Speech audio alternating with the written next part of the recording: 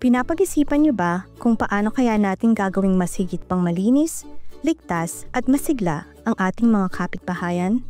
Habang tinitiyak na ang mga ganitong pagkilos ay nagmumula sa komunidad?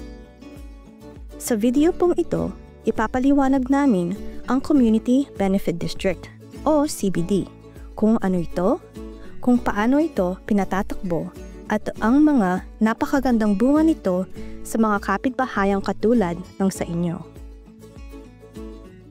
Ang CBD ay isang pakikipagtulungan sa pagitan ng publiko-pribadong sektor sa loob ng tinalagang heograpiyang lugar na kung saan ang mga may ari-arian dito ay nagpasyang magbigay ng espesyal na bayarin para mapondohan ang ilang mga serbisyo para mas mapabuti ang uri ng pamumuhay sa kanilang kapitbahayan.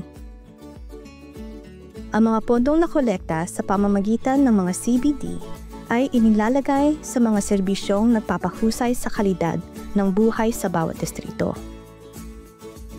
Maraming kadahilanan ang pagtatag ng mga CBD. Madalas na nakatutok ito sa pagpapanatiling malinis at maayos ang mga lugar na nilaan para sa lahat. Maaaring bahagi ng mga serbisyong hatid ng mga CBD ang mga pagsisikap para sa pampublikong kaligtasan, pag-unlad ng ekonomiya at para mas higit pang tangkilikin ang kapitbahayan. May mga 16 na CBD na nasa San Francisco at magkakaroon pa ng maraming ganito. Iba't iba ang hugis at laki ng mga distrito. Ang mga budget ay depende sa laki ng distrito at mga uri ng serbisyong hatid nito.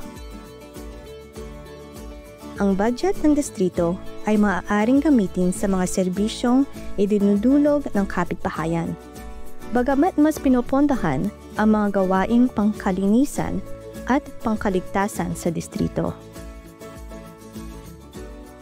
Sa San Francisco, ang mga maliliit na distrito ay may taunang budget na nagmumula sa $250,000 hanggang $1 million. Ang mga mas malalaking distrito ay may mga budget na higit pa sa $1 million. Kung may mga tanong po kayo tungkol sa aming mga kasalukuyang CBD o kung interesado kayong simulan ang gaya nito sa inyong kapitbahayan, makipag-ugnayan po sa Office of Economic and Workforce Development ng San Francisco. Nandito po kami para tumulong at handang gabayin kayo para tuntunin ang marami pang mapapagkunan ng tulong, patnubay at inspirasyon. Maraming salamat po.